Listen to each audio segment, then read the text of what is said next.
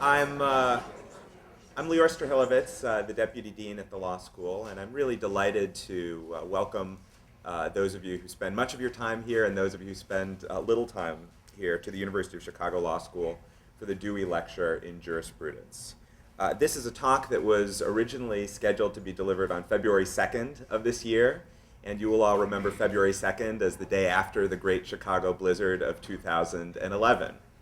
When last night thunderstorms delayed Professor Cohen's flight from getting into Chicago, some of us began to worry that either the fates or perhaps powerful special interests were preventing him from speaking to all of us. And so we're very delighted that though he made it in late, he was able to make it in, as was Professor Nussbaum, who flew in from Ithaca yesterday.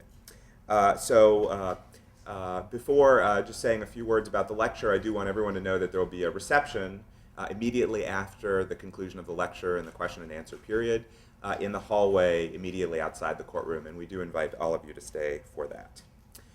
The Dewey Lecture has been a law school institution since 1981, thanks to a generous gift from the John Dewey Foundation. As you know, John Dewey served as the very first chairman of the University of Chicago's philosophy department from its inception in 1894, and he served in that capacity until 1904. It was during that time that John Dewey did his most influential work, founding what ultimately came to be called the Chicago School of Pragmatism, and also at that time founding the University of Chicago Laboratory Schools, which have trained generations of young Chicagoans to think critically and pursue social justice.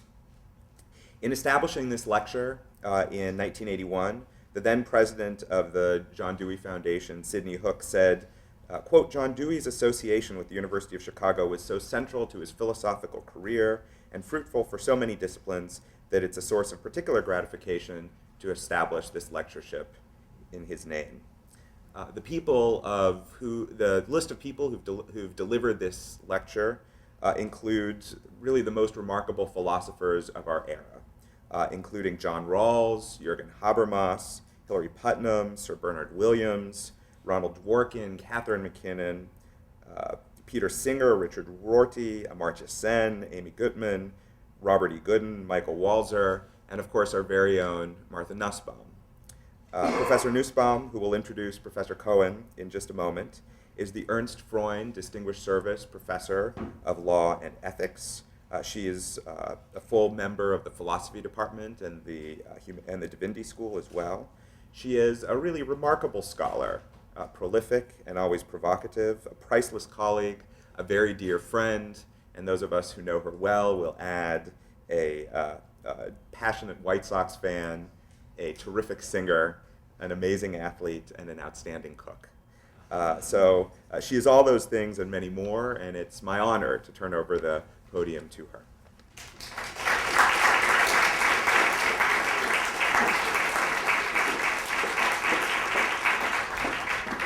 Well, it's a huge pleasure to welcome my good friend Josh Cohen to give the Dewey Lecture.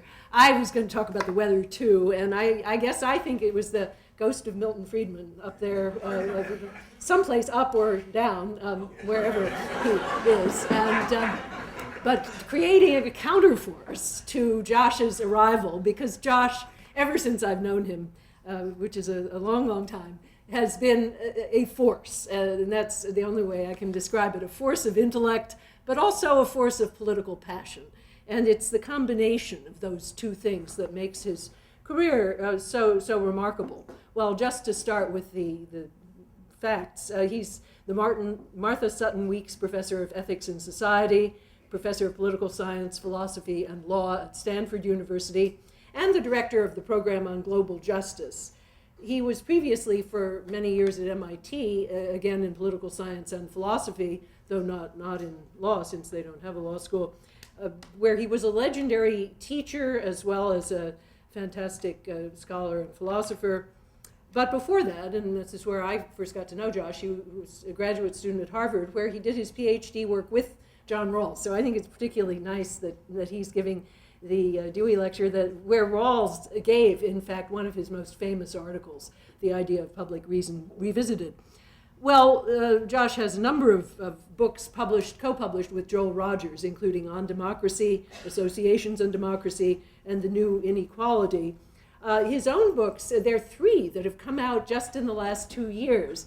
2 collections of articles, Philosophy, Politics, and Democracy, and The Arc of the Moral Universe.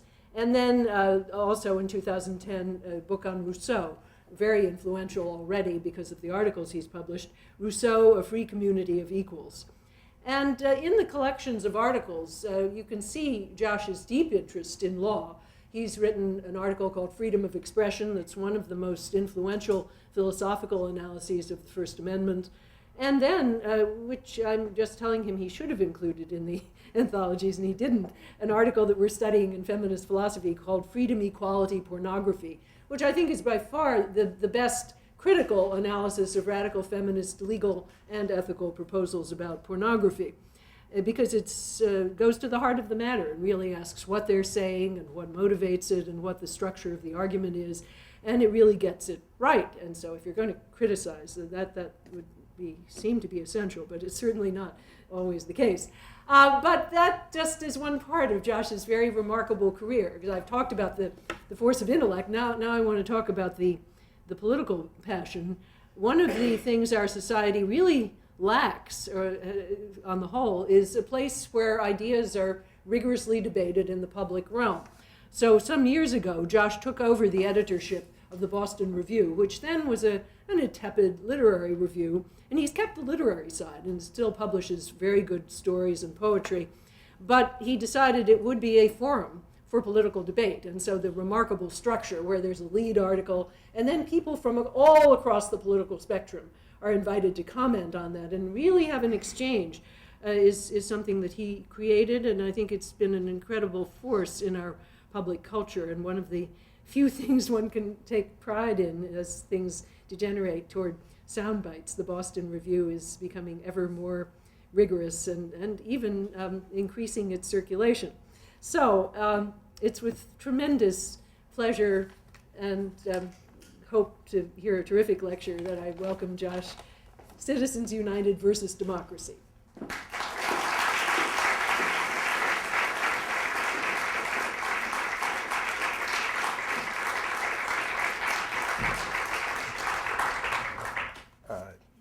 Thank you for the very nice remarks, Martha. Martha is one of my friends of longest standing. You can't say oldest friends anymore. You have to say friends of longest standing. Anyway, it's very nice to be here and to be introduced by Martha, and I'm very grateful for the invitation to give this lecture, and grateful to all of you for coming. So my title is a question. The question is Citizens United versus Democracy. Get tone right. It's a question. And I start with 3 quotations. Bear these in mind as I proceed. Don't let them distract you from listening to me, but bear them in mind. So the first quotation is, everyone is a philosopher, though in his own way and unconsciously. That's from Gramsci's Prison Notebooks. The second, in justice as fairness, there are no philosophical experts, heaven forbid. That's from John Rawls, responding to Habermas. And then third, in the period from Jefferson to Lincoln, democracy in America was the spectacle of Americans arguing over democracy. That's Sean Wilent's wonderful book on the rise of American democracy. So as I said, my title is a question, Citizens United versus Democracy, and my answer is yes and no, but yes. I don't know if that has the advantage or disadvantage of being both laconic and oracular, but anyway, it does have the advantage that I haven't really given away the punchline.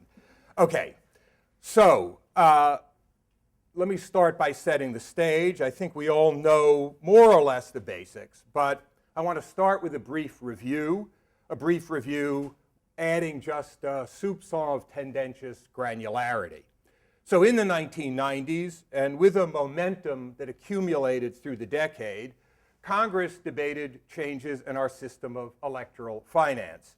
The animating concerns for reformers ranged widely: a rapidly growing cost of elections and associated demands on the time of elected officials, a political process that, in part because of those growing costs, struck many as unacceptably dominated by money and special interests, worries that public skepticism about democratic politics was sprouting from that unhappy soil, growing economic and political polarization arguably fueled by changing terms of election finance, and an apparent circumvention of the purpose of existing campaign finance rules through the use of soft money and issue advertising.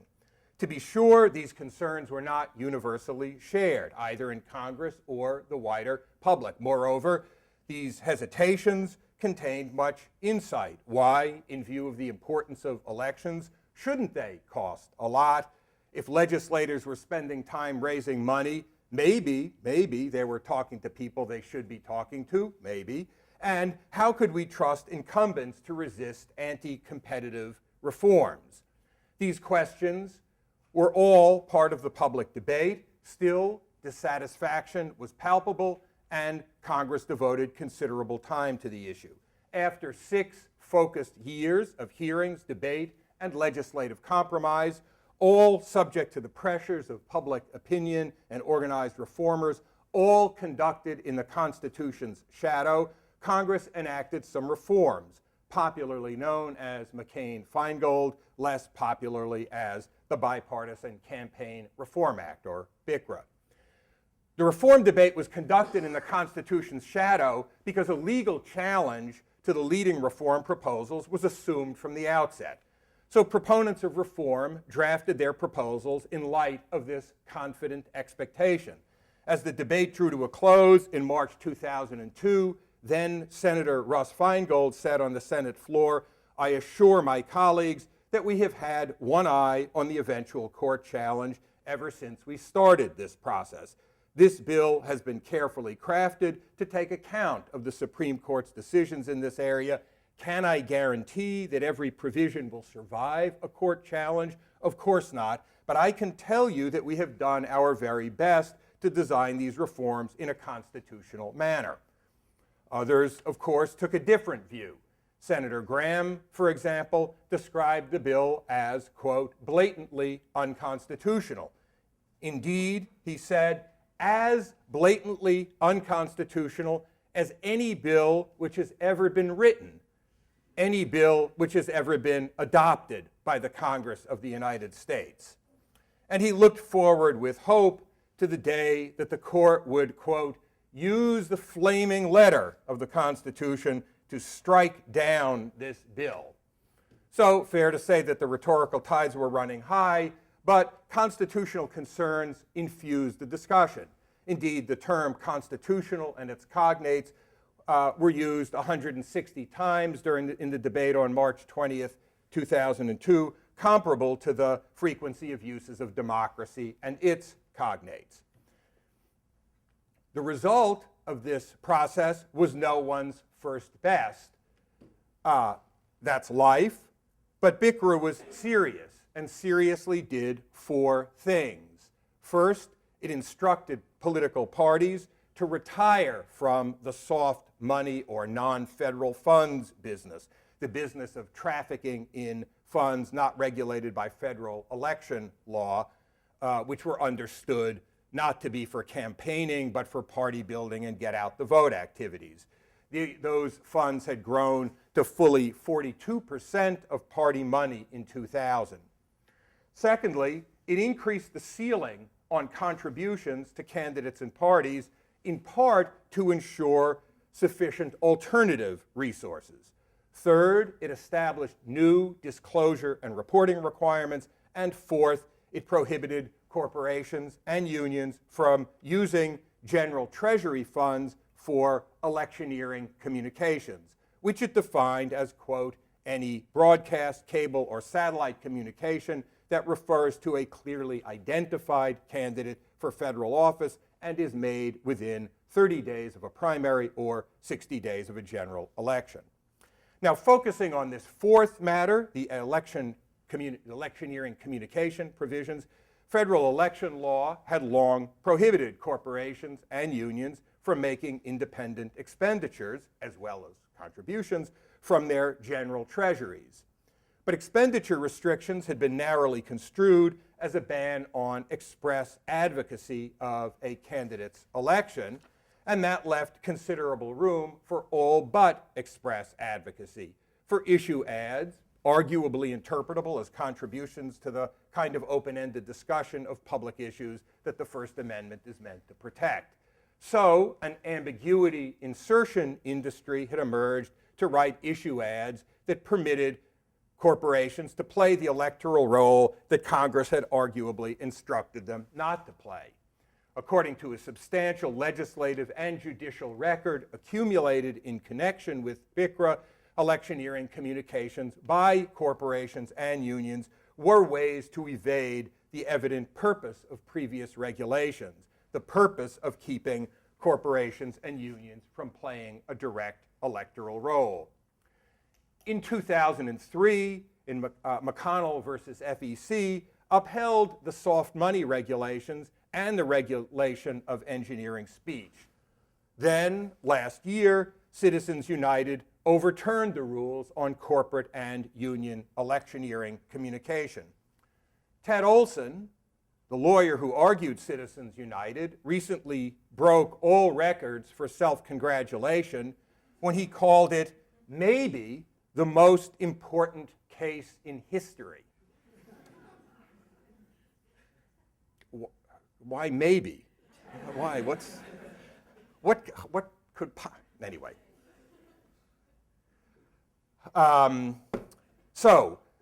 court announced that electioneering communications could not be regulated, nor could uncoordinated express advocacy. Regulating such expenditures was said to impose a ban on core political speech.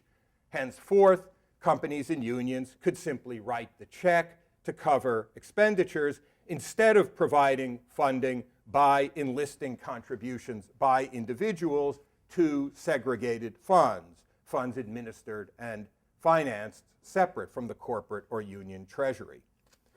Now, for the Citizens United majority, the result was a more or less mechanically jurisprudential application of the so-called Buckley framework, the legacy of Buckley versus Vallejo, 1976, the dominant case in this field, with its fundamental distinction between contributions and expenditures and its focus on the singular evils of quid pro quo corruption.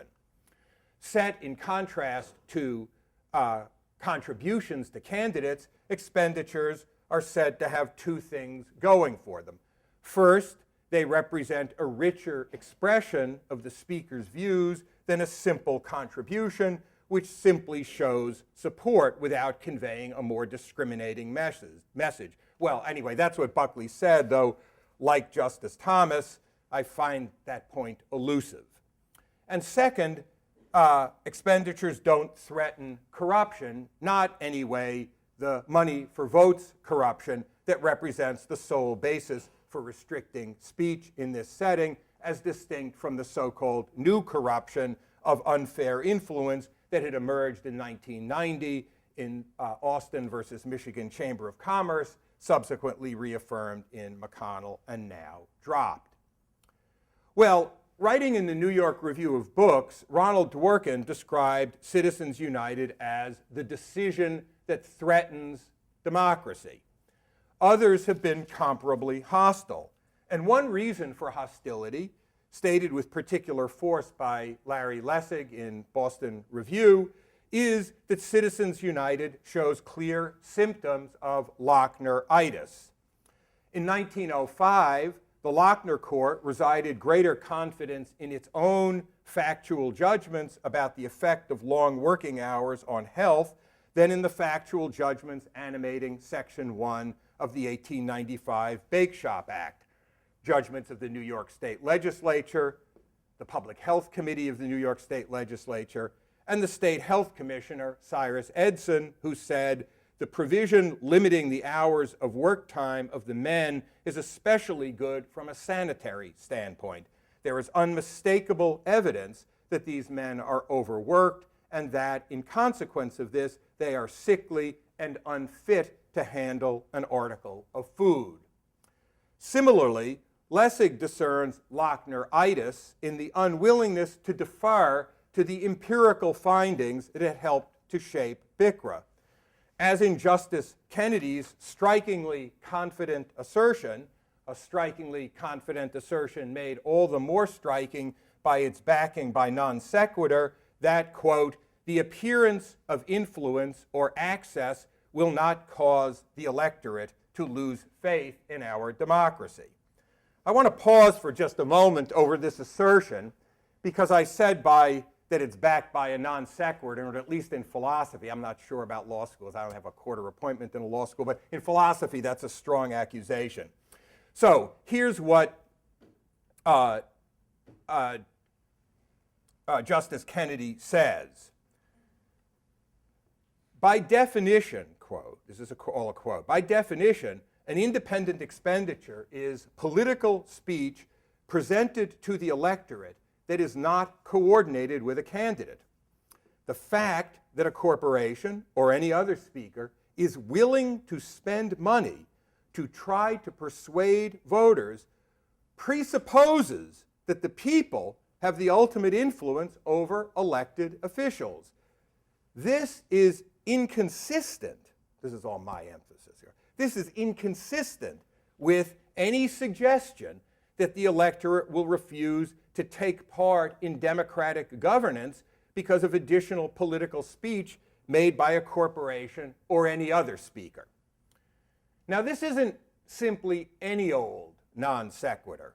What this one does is to transform with a kind of, what shall we say, discursive tendentiousness, a straightforwardly empirical claim, a contested empirical hypothesis about voter behavior on which judges have no particular insight, into a conceptual truth on which judges are, at any rate, as good as the rest of us. Let me illustrate what I mean. In 1997, my former colleague Steve Ansalabaher and my current colleague Shanto Iyengar wrote a book on the effects of negative advertising. Their subtitle was How Political Advertisements Shrink and Polarize the Electorate. Their thesis, disputable and disputed, was that voters are put off by negative advertising, and because they are put off, they stay away. They vote less. Some people have argued that that's the point of negative advertising. I'll leave that judgment to others. What seems clear is that this spending on negative advertising presupposes that the people have ultimate influence over elected officials, that it's designed to shape that influence, but it may well have the effect, anyway, this is the Ansalabaher-Iyengar hypothesis, of leading some of the electorate to, quote, refuse to take part in democratic governance. Their view may be wrong, but the so-called inconsistency eludes me.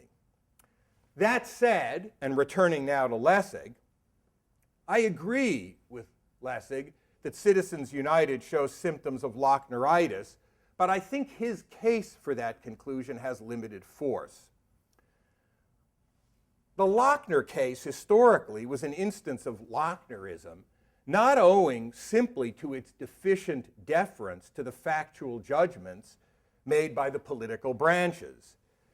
That insistence reflected a prior elevation of market liberties to a privileged position and a related conflation of concerns about fair bargaining with a paternalistic regard for workers as wards of the state.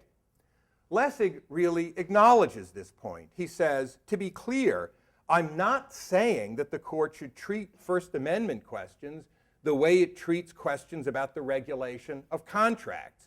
I, along with every justice on the court, believe that free speech deserves a much more vigorous defense against improper legislation than the liberty of contract. That's the quote. But then, given that, it's appropriate to ask whether the lack of factual deference in Citizens United is really comparable to the lack of factual deference in Lochner. Why wasn't the majority simply providing the more vigorous defense of free speech that was concededly, that is conceded by Lessig, to be appropriate? So I think that the trouble with Citizens United lies elsewhere, not in a want of deference to legislative fact-finding, but in the imposition of a contested philosophical position about democracy, as the Lochner court imposed a contested philosophical position about economic liberty.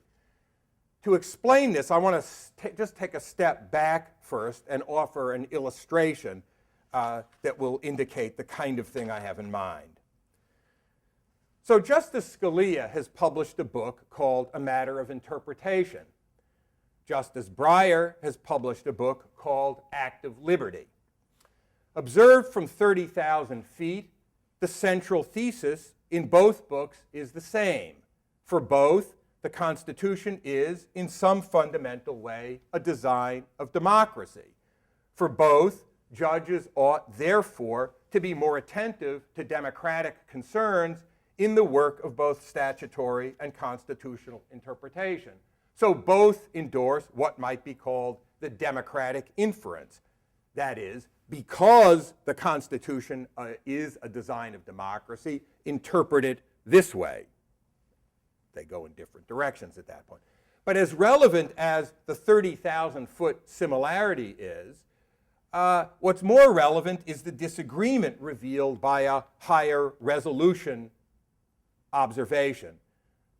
So let's drop to, say, 29,999 feet, and what we see then is that Scalia's democratic inference ends in textualism. Quote, "It is simply not compatible with democratic theory that laws mean whatever they ought to mean and that unelected judges decide what that is."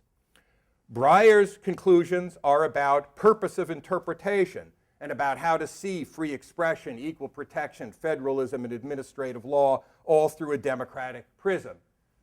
Same premise, conflicting conclusions. What's up? 3 hypotheses about the answer. Maybe, first, Scalia and Breyer come to different conclusions because of empirically driven disagreements. Doubtless true. Maybe, second, they both think that there are other constitutional values than democracy. Of course, they do think that. And their differences come from the interpretation and weight they attach to these other values, say the way they think about the rule of law. And third, maybe, and here I mean maybe in the sense of undoubtedly, maybe they understand the democracy enacted by the Constitution differently. Both accept the abstract proposition that the Constitution enacts a scheme of democracy, but they interpret that abstract proposition very differently. In Breyer's case, with references to ideas of a, quote, well-functioning participatory democracy, with a, quote, conversation among ordinary citizens, end quote, animated by a sense of, quote, fraternity, unquote. In Scalia's case, with no evident attachment to any of those arguably fugitive ideas. And those differences of political philosophy, shape their different conclusions. I mention these conflicting interpretations of a shared premise, not to enter further into their views, but to illustrate a familiar observation. The observation that distinct conceptions of democracy are part of constitutional and political argument, not reserved for some political philosophical cloister. Building on the idea that such distinct theories draw interpretation in different directions, I propose to sketch 2 fundamentally different conceptions. One, I'll call it civic equality, makes Citizens United deeply troubling for popular self-government. The other, I'll call it limited government minimalism, suggests that it was required for popular self-government. I'll then ask what we should think about the court's decision to settle the political philosophical argument by overturning important parts of BICRA. 3 prefatory comments about my presentations of these 2 conceptions. First, I want to be clear that there are other important conceptions of democracy, including conceptions that emphasize fair conditions of political bargaining. The argument that I'm offering does not require an exhaustive inventory of possibilities. Second, I find the civic equality conception more compelling, and will be giving more time to it, not only because I find it more compelling, but also to rescue it from popular caricature as if it were all equal protection all the time. But I want to be clear that limited government minimalism, to state the obvious, has distinguished intellectual pedigree, considerable popular resonance, and is, on any account of reasonableness I would want to be associated with, a reasonable conception of democracy. Finally, third, I'm sensitive to the concern that we exaggerate, thus exacerbate, constitutional and political disagreements by interpreting them as expressing philosophical disagreements. Maybe it would be better, especially in a Dewey lecture, maybe we'd be better off interpreting the disagreements as more easily navigable empirical or pragmatic disputes.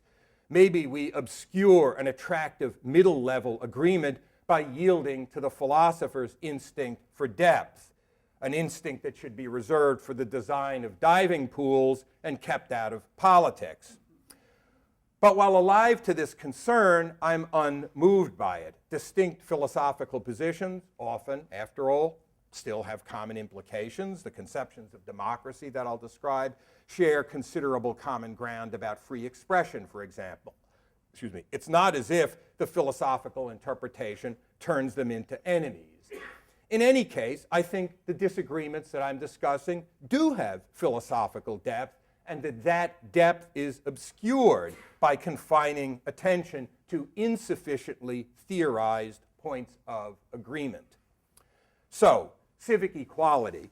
The civic equality conception of democracy comprises 4 main ideas. The first is that citizens are normally assumed normally to have conceptions of justice and the common good that shape their political judgments, as well as interests and an assumed competence to understand and protect those interests. These ideas are important in interpreting the notion of citizens as free and politically autonomous. Secondly, that authoritative collective decision-making among citizens, thus conceived, has a deliberative aspect, that in a well-functioning democracy, decisions are arrived at through an open and dispersed process of public communication in which individuals can acquire information, express judgments, guided by ideas of justice and the common good, and argue with others about law and policy in light of their conflicting views about justice and the common good. Moreover, third, that citizens are to engage in that process of communication and argument as equals, with equal standing in the processes of collective decision-making. And fourth, that ultimate authority lies in the people, understood as a community of free citizens engaged in public discussion as equals. To crystallize the implications of this view with these 4 elements, I'll sketch a principle of political equality rooted in the civic equality view, a principle that brings these 4 components of civic equality, political autonomy, deliberativeness, equality, and popular accountability, to bear on arrangements of collective decision-making. So according to the principle of political equality, institutions for making binding collective decisions are to ensure, first, equal rights of participation, including rights of voting, association, and office holding, as well as rights of political expression, with a strong presumption against restrictions on the content or viewpoint of expression in keeping with the leading ideas of the free speech tradition. Secondly, a strong presumption in favor of equally weighted votes. And then third, equal opportunities for political influence. This last requirement, what Rawls called the fair value of political liberty, condemns inequalities and opportunities for holding office and influencing political decisions. Now, conflicts may emerge between and among the three norms comprised by the principle. So when conflicts emerge, we can't say a priori which value is to give way. In particular, if we accept this three-part principle, then we allow that we may need to regulate speech to avoid certain kinds of inequalities and opportunities for political influence, though with a strong presumption, once more, against the content and viewpoint regulation condemned by the first component of the principle. The third requirement is modeled on a familiar equal opportunity norm, which says that one person ought not to have greater chances than another to attain a desirable position because of some quality irrelevant to performance in the position. For the sake of discussion here, I'll say that irrelevant to performance in the position means that people who are equally motivated and equally able ought to have equal chances to attain the position.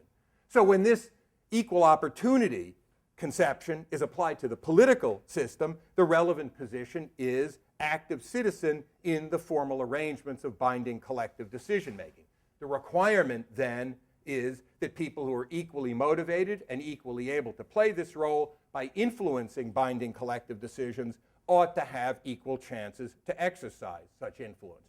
Now, I'm not going to try to defend this principle, but I want to confine myself here to three clarifying comments on it. So the principle is equal opportunity for political influence, and the clarifying comments will be first about equal opportunity for political influence, then about equal opportunity for political influence, then about equal opportunity for political influence.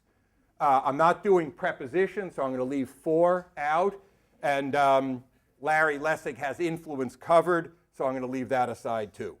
Okay, so first, political equality requires equal opportunity for effective political influence rather than equality of influence itself.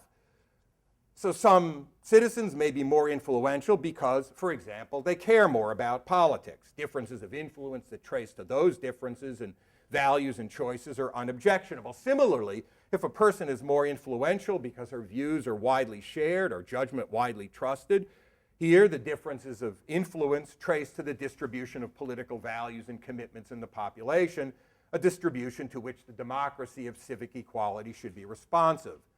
The requirement of equal opportunity for effective influence condemns certain kinds of effective exclusion or dilution, but it doesn't support charges of objectionable exclusion or dilution merely because I'm unwilling to make reasonable efforts to persuade others, or because others think my views are stupid, misguided, ridiculous, or my judgment suspect. What about inequalities due to differences in persuasiveness or physical attractiveness? Such regulation would defeat the point of the political discussion among equals that it's also essential to civic equality. After all, differences in persuasiveness are hardly irrelevant to performance in the position. Similarly, we could try to control the power that flows from being attractive, such as it is, but only by measures that would keep people from appearing before one another. It would be like all audio, no video. And those regulations would on their face be damaging to political judgment. So the reasons, generally speaking, for emphasizing opportunity are pretty straightforward. It's unreasonable to demand influence irrespective of one's own actions or the considered convictions of others. Unreasonable because a compelling interpretation of the idea of political equality as the civic equality of politically autonomous persons engaged in argument aimed at arriving at collective decisions, compelling interpretation must ensure a place for individual responsibility. Members of a democratic society are responsible for their political judgments and conduct. Once we accept such responsibility, then we accept, too, that a regime with equal opportunity for influence is almost certain to be a regime of inequalities of actual influence. The permissibility of those inequalities is not an accommodation to imperfect information or some regrettable facts about uneven interests in public engagement. It's an unavoidable consequence of our freedom and our differences, not an object of regret. So second, the principle requires equal opportunity for political influence, not simply some threshold, sufficient or adequate level of opportunity. Adequacy may seem reasonable because it arguably makes sense for the distribution of economic resources.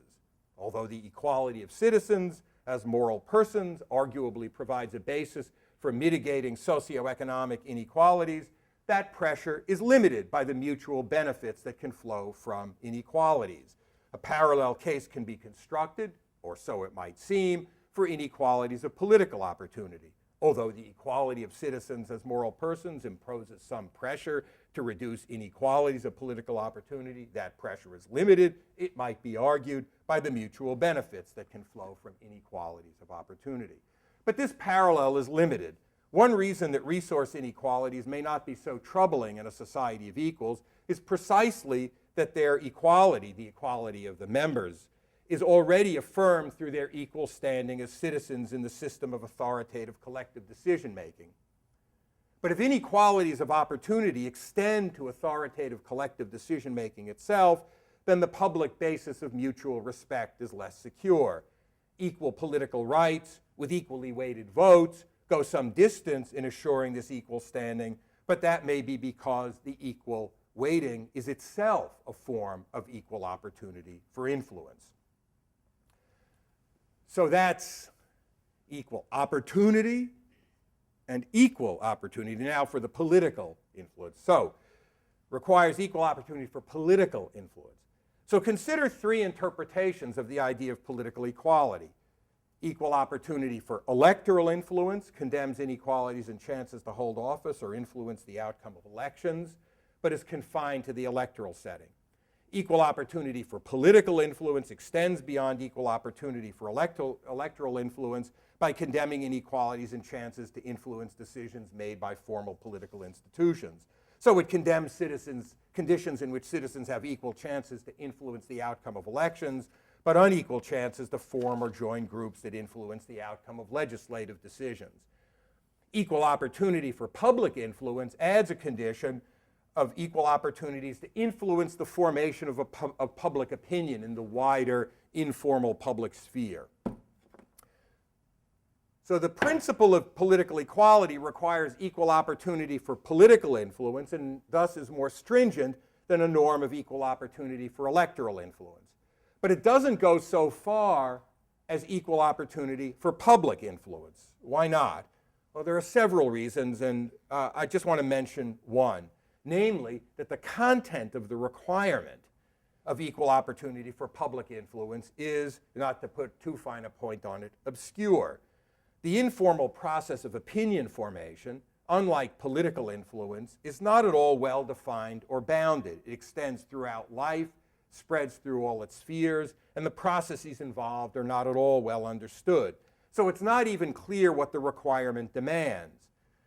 Now, I don't mean simply that it's unclear what should be done to equalize chances for public influence. I mean that the goal itself is obscure, and in politics, obscure goals are an invitation for abuse. To be sure, effective chances to persuade others and discuss public and cultural and political issues are important, but those chances are assured by the expressive and associative liberties that fall under the first part of political equality and by some kind of fair distribution of resources. So, founded on ideas of political autonomy, deliberativeness, equality, and public accountability, democracy as civic equality represents citizens as, inter alia, participants and speakers with ideas of justice and the common good who may aim to reshape both the terms of political debate and its results, as having strong reasons for exercising responsible judgment about the proper directions of collective life and aiming to correct those directions, particularly when they are unjust, what Martin Luther King called the right to protest for right. The weight of these reasons is expressed in equal rights of political speech, association, and participation of the first component of political equality, but they also provide a case for opportunities for effective influence on the political environment. Moreover, because claims for effective influence reflect the standing of citizens as equals, those claims are for an equal chance to influence expressing that equal standing. At the same time, civic equality is anti-paternalist. Individuals are responsible for finding signals in the ambient political noise and for judging how far they wish to go in taking on the role of participant and speaker. For civic equality, free political speech without content or viewpoint restrictions is essential, as is the opportunity to influence distinction. Well, what bearing does this account of civic equality have on BICRA? BICRA, as I said, was no one's first best, thus not the first best of civic equality Democrats, who generally preferred clean money public financing or low limits on spending or vouchers. But politics is not philosophy, life is not first bests, and some elements in BICRA make good sense for civic equality Democrats. Consider first the soft money provisions. Why worry about soft money? One concern is that soft money was corrupting democracy, not through the quid pro quo between donor and candidate that has long been acknowledged as a legitimate purpose in regulating campaign finance. Instead, soft money was a concern because of the promise to buy access, thus to buy greater chances for influence by providing parties with large resources outside federal limits. We can identify that purpose as avoiding corruption, but then the corruption is a violation of the norms of democracy, an undermining of fair political process, not an exchange of money for favors. To be sure, part of the case for limiting soft money was that parties are closely connected to candidates, arguably coalitions of candidates. So support for parties can induce the same favors from officials that a direct contribution to a candidate might induce, not that there's significant evidence of such inducement. But when the court took up the soft money provisions in McConnell, the majority focused not so much or so exclusively on quid pro quo exchanges, but on the purchase of access, the use of soft money contributions, quote, to buy preferential access to federal office holders, and efforts to induce contributions through the peddling and sale of access. The dissent in McConnell understood and condemned this more capacious conception of corruption as unequal access. But access is one kind of opportunity for influence. So civic equality sees democracy's reason in BICRA's soft money ban. What about regulating corporate spending, even if the spending is not coordinated with a candidate? There are at least 5 reasons for regulation. First, preventing companies from buying favors. Second, keeping them from buying special access that might give them sway over votes. Third, keeping them from exercising large influence on the conduct of elections. Moreover, fourth, they have focused interests, and spending must be guided by a fiduciary obligation to advance those interests, not by a conception of justice or by consideration about the merits of the policy. Of course, individuals often act on their own interests, welcome to Earth, but that's not part of their fundamental nature and not a matter of fiduciary obligation. And finally, perceptions of excess influence might diminish faith in democracy, the concern that Kennedy dismissed and disparaged. These 5 concerns fit well with the ideas about equality of opportunity and deliberativeness that we find in the civic equality view. But there's trouble. After all, comparable concerns about undue influence might be raised about individuals with accumulated resources. Moreover, most of the many millions of corporations don't have very large resources. So I work for 3. I work for one with a $500,000 budget, one with a $16 billion endowment, and another one that has $60 billion in cash reserves. So civic equality needs some reasons for singling out corporations and unions, that is, monies from their general treasuries for special treatment, and there are several such reasons. First, it's commonly observed, correctly, that corporations and unions provide information, and that information may be valuable to political discussion, thus to the informed exercise of authority by citizens. But that information might be provided in any case by individuals themselves, or by individual contributions to segregated funds separate from the company treasury. To be sure, raising money for and administering segregated funds are burdens. But then disclosure requirements are also burdens, but an acceptable burden, according to the Citizens United majority, in view of their contribution to the exercise of informed judgment. In addition, organizations don't have interests in expressing a view on the merits of the issue. They're not deliberators, but, quote, engage the political process in instrumental terms, from the dissenting opinion. And for companies, that is, as I said, a matter of fiduciary responsibility. But civic equality prizes free deliberation among equals, citizens bringing their views of justice and the common good, as well as their interests, to bear through public discussion on law and policy. Maybe that's what lies behind the conviction, the observation expressed in the dissent, that corporations have no consciences, no beliefs, no feelings, no thoughts, no desires. Undeniably true, and for civic equality, indisputably relevant. As Justice White asserted in his dissent in Bellotti in 1978, corporate expenditures designed to further political causes lack the connection with individual self-expression, which is one of the principal justifications for the constitutional protection of speech provided by the First Amendment. Moreover, corporations and unions are not members of the people, the supreme authority. So there is no subversion of the relationship of sovereign and subject that we have when the speech of a citizen is restricted. To be sure, this observation generalizes. Neither MoveOn.org nor American Crossroads is a member of the people, the supreme authority.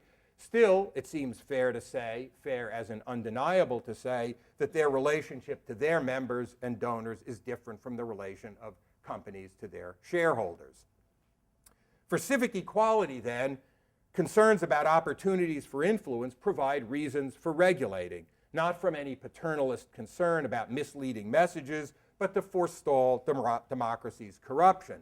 And for the civic egalitarian, the burdens imposed by such regulations are less troubling than burdens on individuals. Thus, the yes in my laconic opening answer to the title question.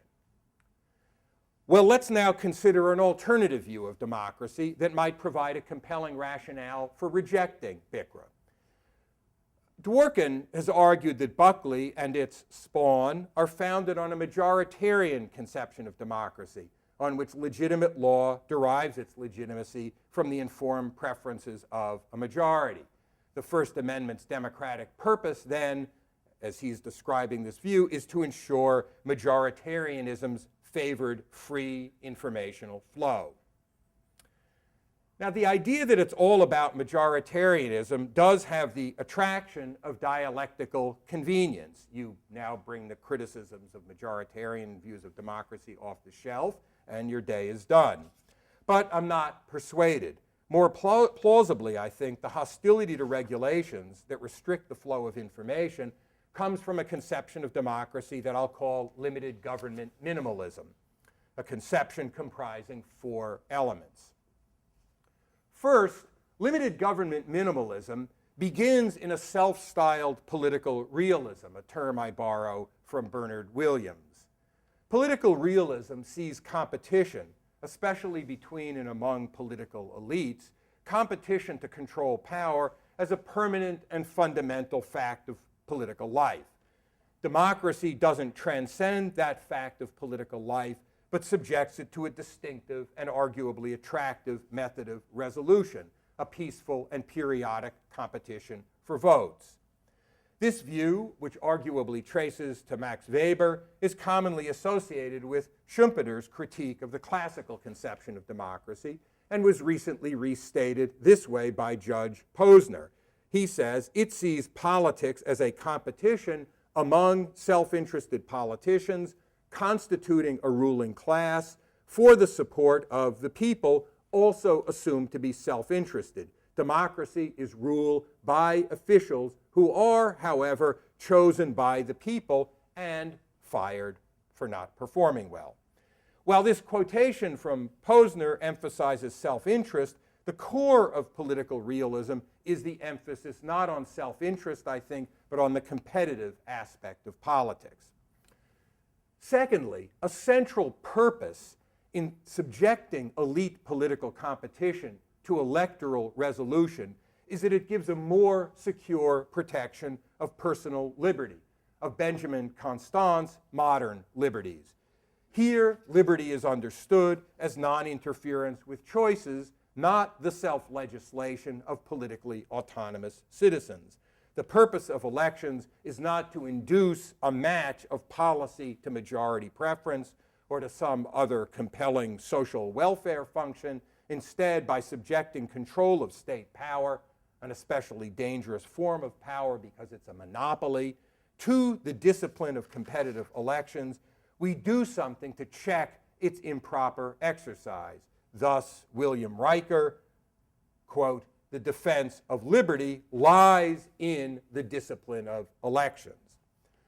Third, limited government minimalism is infused with a mistrust of political power, which is understood by turns as ineffective or a source of undesirable, if unintended, consequences, or as dangerous in its effects and self-masking in its intent, a mistrust owing, as I just indicated, to its monopoly character. To illustrate the concern, consider BICRA. Aiming to shift the flow of money away from PACs, BICRA raised the ceiling on individual contributions. Now, there's some evidence provided by my new colleague Adam Barnica suggesting that the ideal points of individual donors are located more at the poles of the political spectrum. PACs have ideal points that are more centrist. Arguably, then, the increased ceiling on individual contributions has fostered partisan polarization. Another day, another unhappy, unintended consequence of the well-intentioned well-intentioned exercise of political power. I offer that just as an illustration. So that's third is mistrust of political power. Fourth, and finally, limited government minimalism attaches large importance to unregulated political speech. It's deeply suspicious of such regulation because informed judgment is essential if electoral competition is to work as an effective, liberty-protecting check on the threats imposed by political power, and because the regulators cannot be trusted. This conception of political speech, which flows naturally from the previous ideas about politics, liberty, and mistrust of power, is suggested in Citizens United. We are told that speech is an essential mechanism of democracy, for it is the means to hold officials accountable to the people. In a republic where the people are sovereign, the ability of the citizenry to make informed choices among candidates for office is essential. Political speech is understood principally as a source of information for voters in their capacity as judges of officials, less, as with civic equality, as the way that a self-governing people argues about the directions of law and policy. Resisting paternalism, mistrustful of political power, the minimalist rejects efforts to shape the market for political speech with an eye to protecting voters from misleading messages. Not from indifference to misleading messages. Instead, the absence of restriction is understood, given the background to mistrust, as the surest guarantee of competing messages, and competing messages will provide more certain protection than regulations aimed at achieving some desired balance of positions or veracity of messages. To be sure, disclosure requirements, I mentioned them earlier, burden expression, prompting opposition to such requirements by some adherents, Justice Thomas, for example, to limited government minimalism, who hear disclosure and see compelled speech. But minimalists more commonly understand disclosure as a permissible burden on expression because it adds to the information available to citizens in their capacity as auditors of political performance, thus important to democracy. The democratic rationale for protecting speech lies principally in its contribution to the informed judgments of voters who hold officials accountable. the central aim is not to ensure opportunities for citizens to express their views and to deliberate about political questions, much less equal opportunities. Now, at the risk of overstating the fit of practice to theory, I think it's fair to see limited government minimalism as the presiding philosophical spirit in congressional and court opposition to BICRA. Consider first the court's indifference to speaker identity, individual or corporate, whatever. Perfectly reasonable if political speech is principally a source of information for voter judges, and all agents are understood as equally good and equally bad sources of information.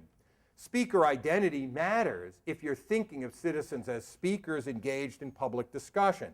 It matters then that corporations have no consciences, no beliefs, no feelings, no thoughts, no desires. But since Bilotti, one important strand of argument has been to focus on the interests of auditors and third parties rather than principally on speaker interests. The Constitution, as they said in Bilotti, often protects interests broader than those of the party seeking their vindication. Because the First Amendment protects citizen auditors, standing in judgment of officials, the corporate identity of the speaker doesn't matter. The protection is of speech, serving informed accountability, not of speakers. Second, the unwillingness to defer to legislative judgment flows naturally from the suspicion about power, in particular from a focused suspicion about political power. As a general matter, the First Amendment is, Justice Kennedy says, premised on mistrust of governmental power, not premised so much on an affirmative trust in open public discussion. As applied to regulating campaign finance, the suspicion shapes the concern, powerfully expressed in Bilotti, reaffirmed in Citizens United, that regulating speakers is a barely disguised strategy for regulating content and viewpoint. Restrictions on corporate speakers, for example, is a strategy for diminishing what are, rightly or wrongly, assumed to be the characteristic views of such speakers. Speech restrictions based on the identity of the speaker are too often, of course, is quoting from Kennedy, too often simply a means to control content, or as Kennedy says, its purpose and effect are to silence entities whose voices the government deems to be suspect. Furthermore, there is the concern that regulating campaign finance is a device for consolidating insider positions by protecting those positions from challengers who need to raise lots of money to overcome the advantage of incumbents. Thus, Justice Scalia's observation in oral argument in Citizens United, quoting, Congress has a self-interest. I mean, we are suspicious of congressional action in the First Amendment area precisely because we, at least I am, I doubt that one can expect a body of incumbents to draw election restrictions that do not favor incumbents. Now, is that excessively cynical of me? I don't think so. End quote. Finally, the limited government minimalist finds no democratic purpose in BICRA's efforts to achieve equal opportunity for influence. Instead, limited government minimalism detects a smug paternalism gotten up as egalitarian conviction. And even for those who find cynical excess in this hermeneutics of suspicion and grant that the conviction may be sincere and non-paternalist, concerns remain about the likely effectiveness of efforts to shape the speech market for good purposes and the dangers of trying. So those are the two conceptions. Now, BICRA, I said at the outset, was the product of 6 years of congressional effort. Those efforts reflected public concerns about the growing costs of elections and about how those costs were getting paid. Those concerns were expressed in sustained public attention, constitutionally informed debate, considerable legislative fact-finding, and many tries at finding sensible legislative resolution. Moreover, the public debate, like the congressional and legal constitutional debate, was in part a political, philosophical argument. An argument about the kind of democracy we are to have. An argument about the role and responsibility of citizens. An argument about the place of deliberation in mass democracy. An argument about the importance and substance of political equality. The congressional and legal debate crystallized that dispersed, long-standing public argument about democracy, an argument informed by the Constitution and the court's evolving interpretation from Buckley to Austin. When the court decided Citizens United, it jumped into that debate and announced that the Constitution enacts the democracy of limited government minimalism. I find that conception implausible and see no case that it belongs to the Constitution, none that does not depend on its independent plausibility as a conception of democracy. But limited government minimalism is, as I've said, a reasonable conception of democracy, which is why I have the and no in my opening answer. But what's disturbing for democracy, and here is the but yes of the laconic opening answer to my title question, what's disturbing is not that the court picked limited government minimalism rather than civic equality, but that the court chose to foreclose this discussion as if to exclude from democratic politics, not from public reflection, but from democratic politics, a long-standing set of questions about democracy itself. Disturbing because it foreclosed a politics of principled disagreement. That foreclosure deprived democracy of important substance, the substance of having a consequential argument, an argument with consequence between and among citizens who have not only competing interests, but conflicting views about justice, the common good, and democracy itself. That spectacle of Americans arguing over democracy that Sean Wilentz identifies as the core of democracy in America in the period from Jefferson to Lincoln. Now, to clarify and develop this point, I propose to consider two objections. The first objection is that I may seem to be adopting a form of what I'll call political thicketism, to be embracing the Frankfurter Harlan view so forcefully expressed in dissents in the one-person, one-vote reapportionment cases that political philosophy is political, not legal. Harlan offered several reasons for treating issues of apportionment as non-justiciable political questions. But in part, that conclusion was driven by an observation about the kinds of disagreements that were at issue. Serious, long-standing, reasonable disagreements about the proper bases of political representation. Chief Justice Warren rejected Harlan's view, but he identified it precisely when he said, "We are admonished by the dissent not to restrict the power of the states to impose differing views as to political philosophy on their citizens." So, am I siding with the dissent in the reapportionment revolution? No, not exactly, and for two reasons, reasons of both process and substance.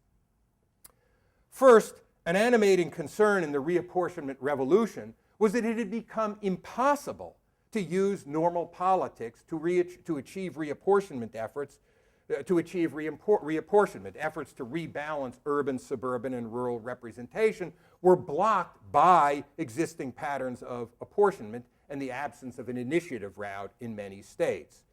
Let's assume that Harlan and Warren are right, that the battle was in part about political philosophy.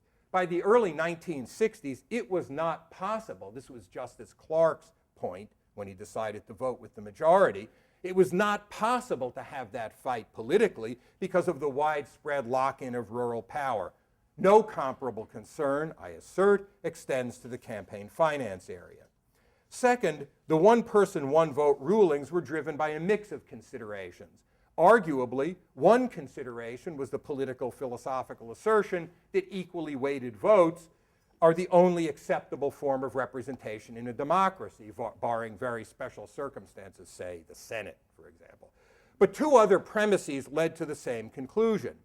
First, that some extreme forms of vote dilution were unacceptable, at odds with the animating purpose of the 19th, 23rd, and 24th Amendments, which all stood for the proposition that voting rights are important to ensuring a protection of interests, and second, that keeping judges out of the apportionment business required a simple rule like one person, one vote.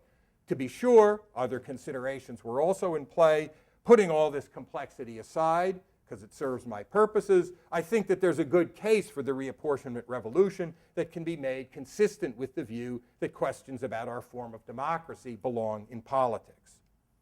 A second objection is that I'm pretending to a neutrality between civic equality and limited government minimalism. I mean, not that I'm neutral, but that the court should have been, a neutrality that my own argument betrays. After all, in asserting that efforts to address questions about our form of democracy help to give substance to democratic politics, am I not simply invoking the civic equality conception of democratic politics?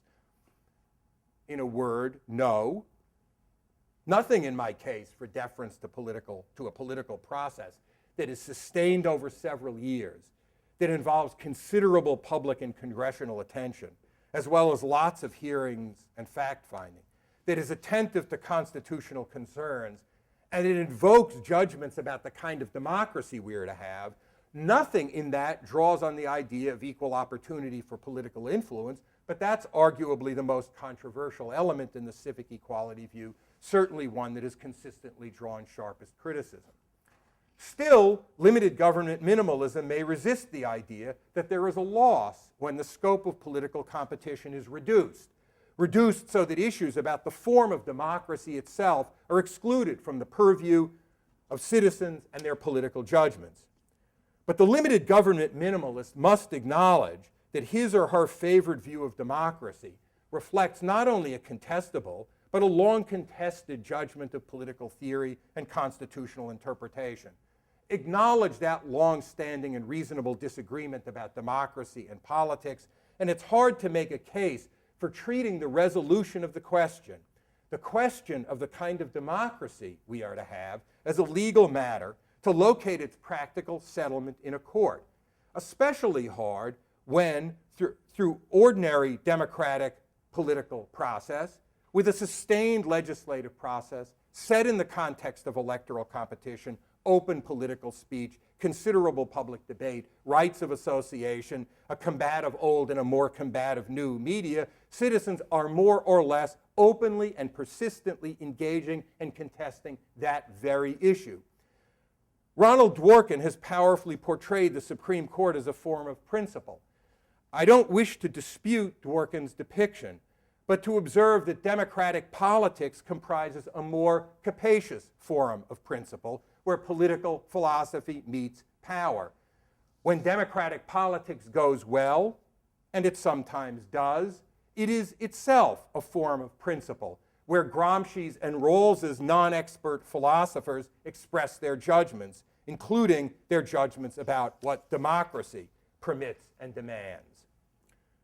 Does that hopeful assertion reveal a want of sufficient cynicism? I don't think so. I prefer to think that it shares Lincoln's patient confidence in the ultimate justice of the people. But wherever it sits on a spectrum bounded by reasonable hope and wishful thinking, I do believe that we should all worry about accepting the idea that when it comes to the kind of democracy we will have, conscientious citizens and representatives are auditors and spectators, not the active authority. My colleague Josh Ober has summarized his own work on Athenian democracy this way: no democracy without argument over democracy. And Sean Wilentz observes, again, the rise of American democracy from Jefferson's era to Lincoln's created exhilarating hopes and prospects, but also fierce conflicts and enormous challenges about what democracy can be and should be. And he adds, those conflicts and challenges persist. Democracy can find no refuge from those conflicts and challenges in a jurisprudence of hubris. It's true, parts of democracy may have been, parts of Bikra may have been unwise, as if a lack of complete legislative wisdom were something that even bears mention. But if you think that democracy is a good way of doing business, and if you acknowledge, as you should, the variety of conceptions of democracy that can command the convictions of reasonable citizens, and if you consider the sustained public engagement that issued in Bikra, then Citizens United should trouble you too. Thank you.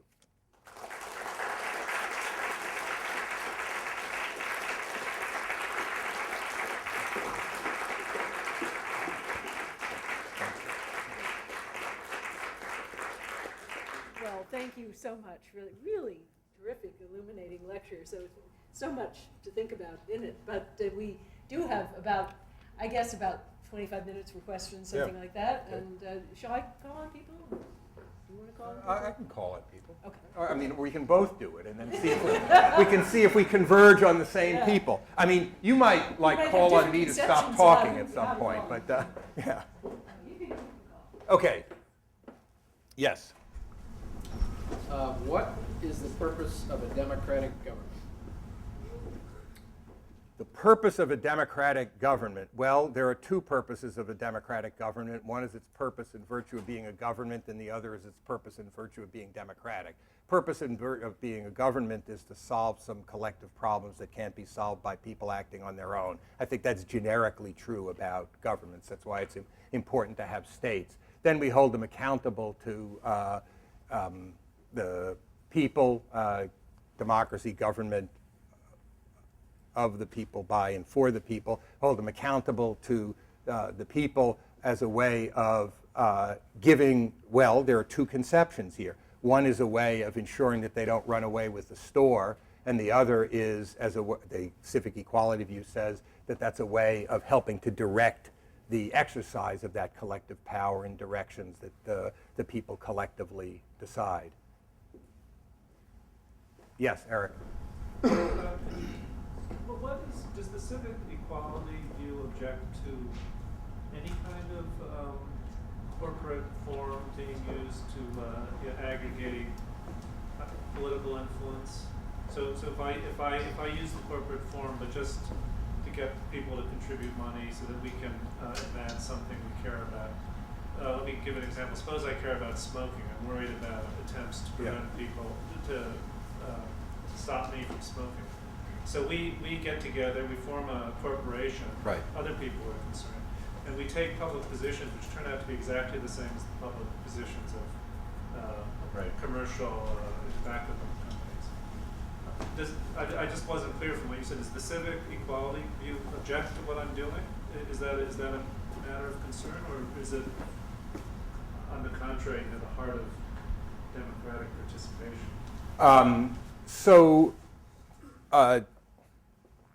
It's either above my pay grade or below my pay grade, or anyway orthogonal to my pay grade to try to write the rule. But let me see if I can say what I think the animating idea is.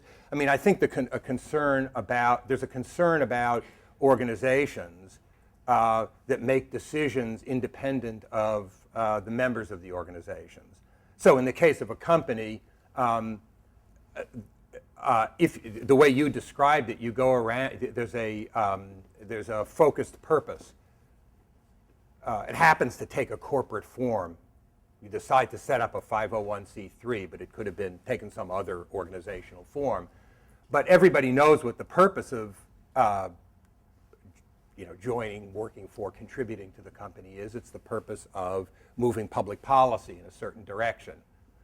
And then in the case of, so that doesn't bother me. The fact that it's taken the organizational form of a 501c3 doesn't bother me. So I don't think that should be regulated. What bothers you is just the instrumental side. So if a tobacco company started a fund for people to contribute, which it then used to pay for its lobbying efforts, that would be okay.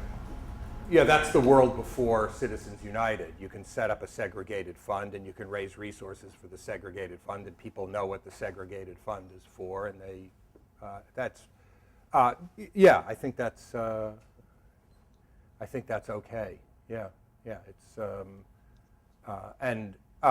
but the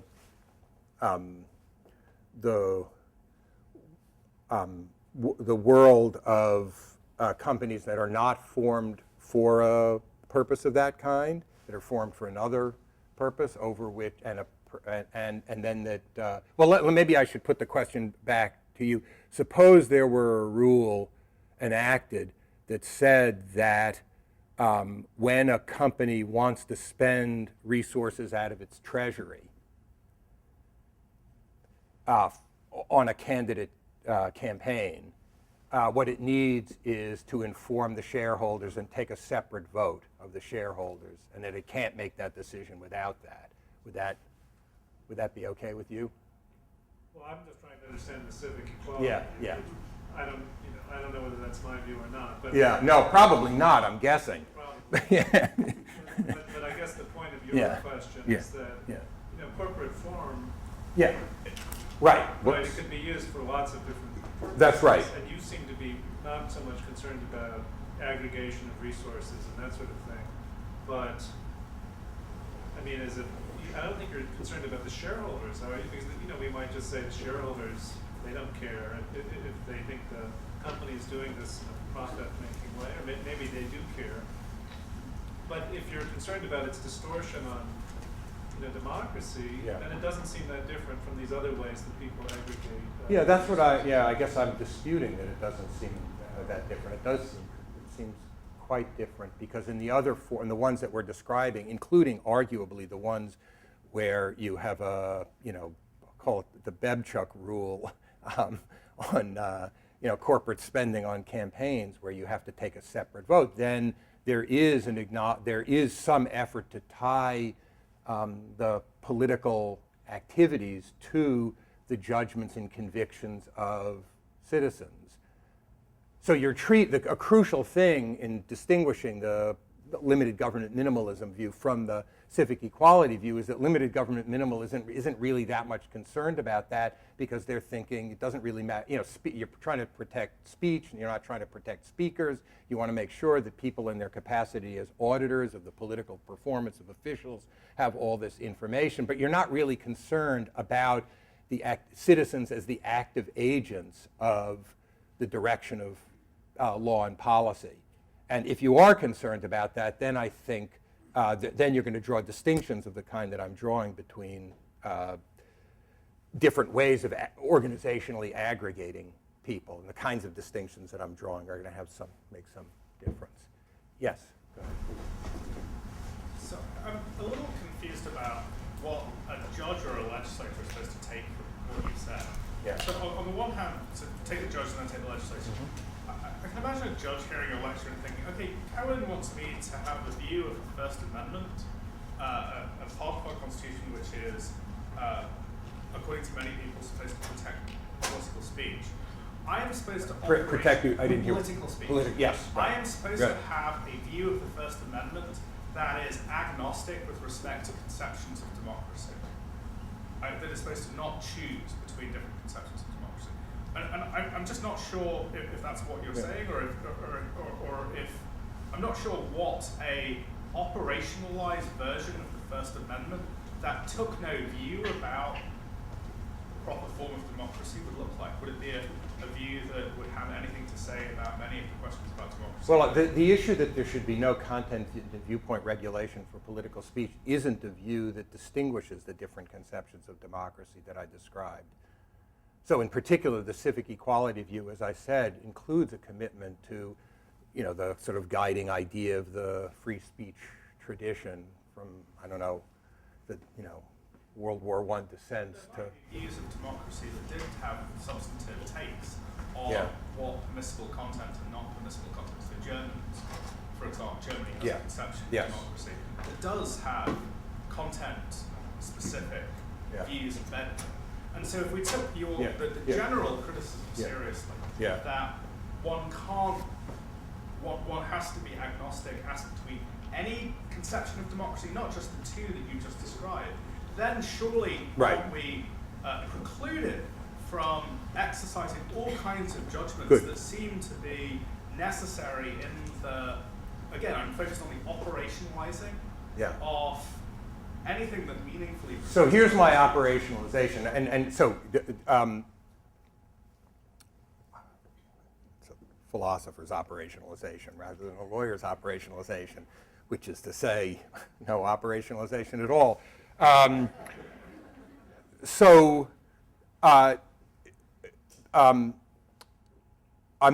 not offering a theory about what the democratic process is that was in place in the period from 1990 to 2002 when these issues were being debated. What I'm offering is, what I'm doing is saying to the judge, look at the process. I'm going to tell you some features about this process. There were competitive elections. There was open political speech. There was freedom of association. There was a legislative debate. The legislative debate took place in the shadow of the Constitution. The public debate took place in the shadow of the Constitution. And now you've said that, and the debate was partly, as I claim, a political philosophical debate, and I think this is borne out by the terms of the debate, about what democracy is. So now you're going to override, you, judge, are going to override the results of that process, which meets a bunch of familiar conditions of democracy. I just enumerated them. And also isn't just a process, it has a substance. The substance is citizens' engagement with what democracy is all about. And you're going to override that by enacting one of a set of undoubtedly competing conceptions of democracy. So, yeah, it sounds like you're switching a little bit, or there's a little bit of elusiveness there. So yeah. I heard you saying that you're not, you the judge, I the judge, are not allowed to choose between conceptions of democracy. Yeah. In your answer, what you seem to be saying, you seem to be focused on the democratic credentials of the process that generates the law, which seems to be a wholly different way of operationalizing the First Amendment. And if it's the question of... Why is it a wholly different way of operationalizing the premises of the First Amendment if it's uncontroversial that, free political speech is... At a minimum, inadequate in the sense that we have all sorts of laws that are problematic under most conceptions of the First Amendment that are generated under the conditions that you described. Think about the flag burning laws. Mm-hmm. So the process conception of the First Amendment seems to be... Well, as I just said, it's not just a process conception. It's there's a substance to what the process was about. I wasn't invoking just the process, partly to distinguish it from the flag burning issue. So in the case of this process, it was a process that also had several characteristics. Among others, I'm asserting, this is the force of the tendentious granularity in the opening discussion, I'm asserting that it was partly a political philosophical argument between recognizable competing conceptions of democracy. That's the substance of what the debate was about. And then the court is asserting its authority to impose one of those conceptions of democracy. So it's a richer conception of what was going on in the process than, I think, than familiar proceduralist views that say defer to democratic process. There's also something about the substance of what was being engaged in the process. It was an argument about the substance of what democratic politics is. Yeah. Yes, Dan. I want to sort of press a variant of the previous question. Yeah. It sounds as if something like your thought is something like, if a dispute is best understood in real terms as a dispute between two competing but each reasonable conceptions of democracy, yeah, that the court should stay out of that if it possibly can.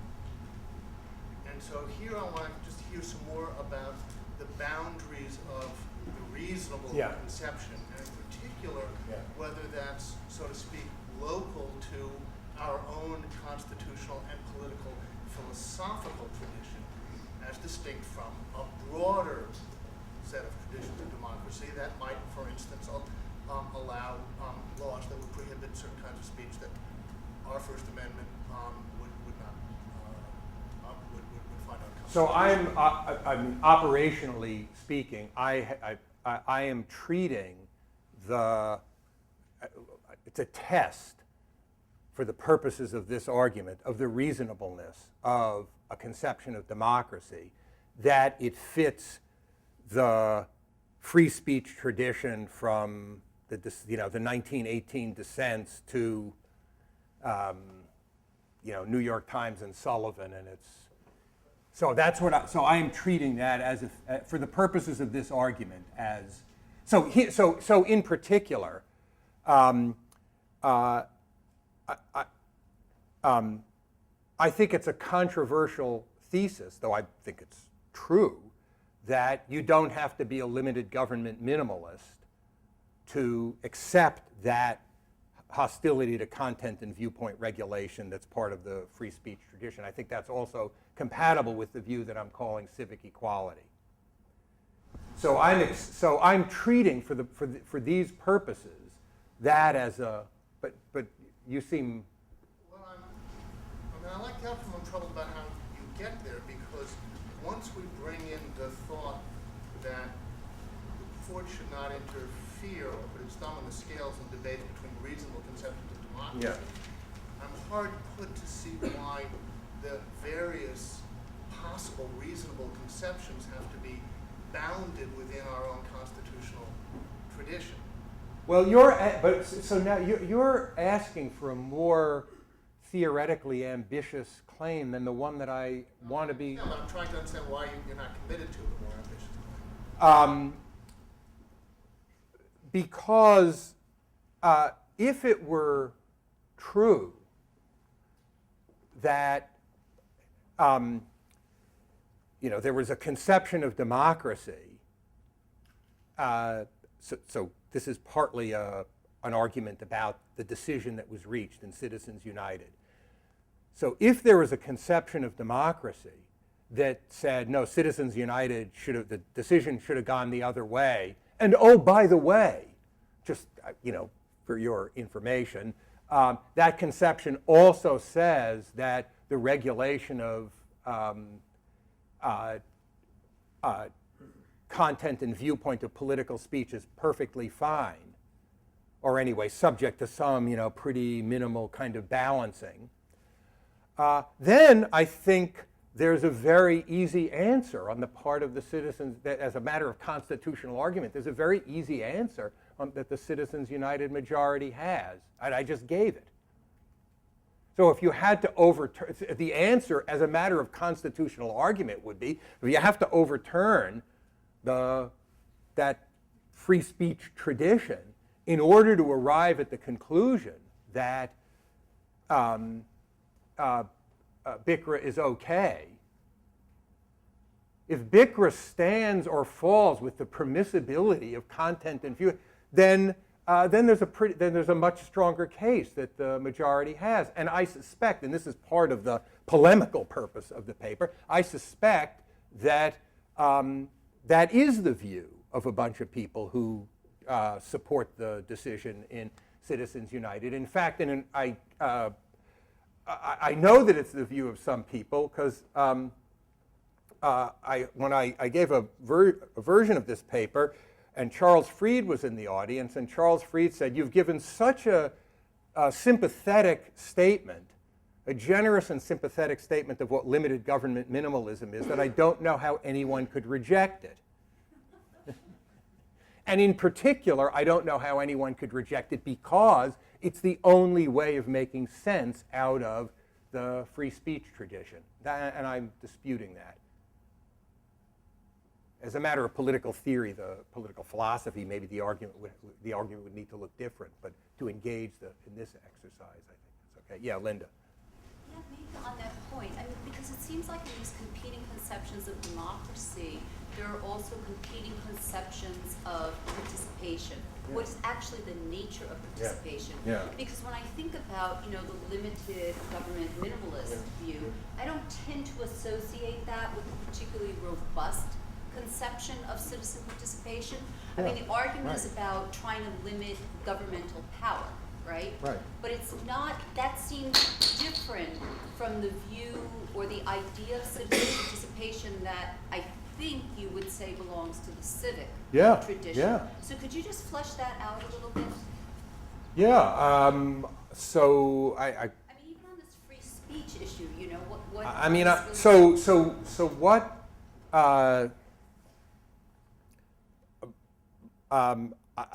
The difference, as I'm understanding it, as I'm presenting it, between limited government minimalism and civic equality is in some significant measure a difference in their views about the nature and importance of political participation. And it's because there's a fundamental difference that, just take this one proposition, does speaker identity matter? So for the limited government minimalist, it doesn't matter. For the civic equality view, it does matter. Why? What accounts for that difference? Well, I say for the limited government minimalist says it doesn't matter who's doing the speaking because you don't want to regulate speech for two connected reasons. One is that you want citizens to be able to play their political role as auditors of the performance of government, not, self-legislating, blah, blah, blah, blah, blah, blah, blah, but just as auditors of the political performance of government. And relatedly, you don't trust the monopoly holders of political power to produce a more happily free-flowing, balanced, truth-seeking set of ideas. You just want to keep them out of it. So that's what gives the conclusion, that's what for the limited government minimalist gives the conclusion that you don't want to have regulation of political speech. For the civic equality view, you don't want to have regulation of political speech, not exclusively or principally for reasons having to do with mistrust of government. You don't want to have regulation of it. I mean, partly for this kind of Michael Jonian reason that the people are the sovereign, the government is their tool, and the people are supposed to be the ones giving some guidance to public policy, and you want them to be able to openly express their ideas to one another and not to have that expression regulated. So there's so you don't regulate content and viewpoint because that empowers citizens to act in their capacity as participant, politically autonomous guiders of public, not because you don't trust the regulatory agencies that would do the regulation and you want to make sure that people have lots of information. So there's a fundamental difference. Who's the addressee here, right? I mean, in the civic conception, other citizens are the addressee of my political speech, not just the government, right? And it sounds like in the other conception, it's more the government. The government either blocks or it makes more difficult a certain kind of speech. But the idea of citizens addressing each other is not really present in that. Yeah, it's the horizontal relationship. Of citizens is not the principal vision of what democracy is and what it's about. I mean, I'm sure there are elements of that, but that's not the crux of the matter. The crux of the matter is limited government minimalism. The crux of the matter is that democracy is a tool for ensuring that this dangerous monopoly power that should be mistrusted. This is not a view that I'm not disparaging it when I say that. I mean, this is a very powerful view. So you have this monopoly power, and like other monopolies, it's you want to keep it under control, and the instrument of keeping it under control is this instrument of regular competitive elections. But they are not likely to have the effect that you want them to have unless people are making informed judgments about performance. Informed judgments about performance, you want information to be, out there. Do you want misinformation to be out there? Of course not. How are you going to prevent misinformation? Not by having the monopoly power decide what's misinformation. That's a bad way to do it. So just don't regulate the political market. Not that that's going to be a perfect way of driving out bad ideas, but it's going to be the best of the available alternatives. Yeah. Yes, Professor Leiter. I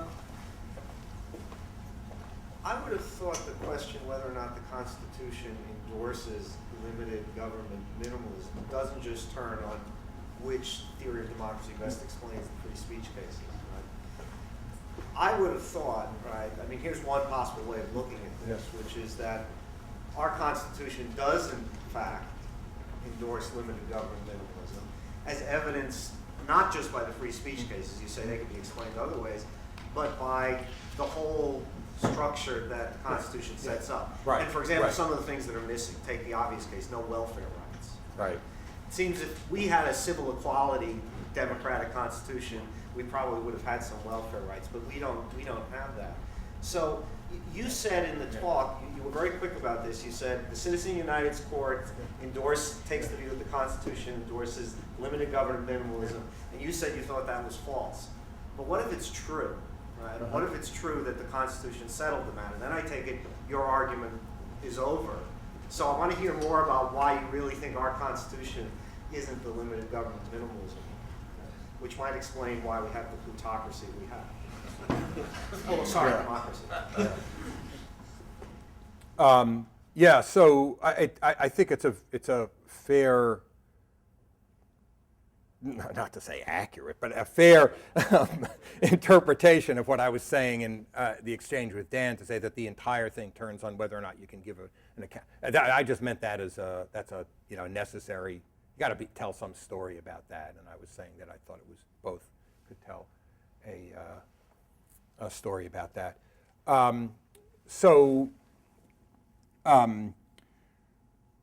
There is.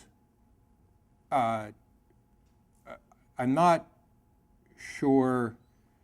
So one thing I'm not sure about is why one person, if you have a limited government minimalist view, one person, one vote matters at all. So that's another area. I'm not sure why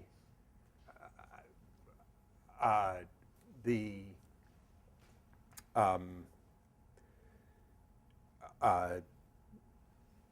equal protection. I'm not sure how limited government minimalism fits with the requirements of equal protection, as they've, which is, infinitely better than me, a continually contested area, even if there are no welfare rights. But I think I'm thinking here, this goes partly back to Linda's observation, I'm thinking here of the contest between limited government minimalism and civic equality as, in the first instance, a disagreement about the nature of the, kind of the by the people aspects of political process. And I don't see plausible, I don't think that there's a plausible claim that limited government minimalism is the obvious owner of that. Though I agree with you completely that that could be true. That's something that I just regard that as so implausible that I didn't think I needed to say anything more than I did. What did you regard as so implausible? That limited government minimalism commands the field of underlying theories of the structure of the Constitution as a whole. That you could arrive at that proposition. I want to understand, you think it's a reasonable view, but Yes. it's implausible to think it's the correct view. It's implausible to think that it is the only reasonable view. Now we take reason. That's different. No, I know. What I think is that, what I don't see is that there's any plausible case that it commands the field that doesn't proceed via an argument on its independent merits as a conception of democracy. And there I think its merits are not so great. Given that it doesn't command the field on that basis, then you have to make an argument that it commands the field on the basis of fit. And there I think, for the reasons that I was just giving, I don't think that's plausible. Yeah. I'm afraid we're going to need to break for the reception now so students and others can have a chance to talk to Josh informally, and we'll pursue this more later at dinner. So thank you again.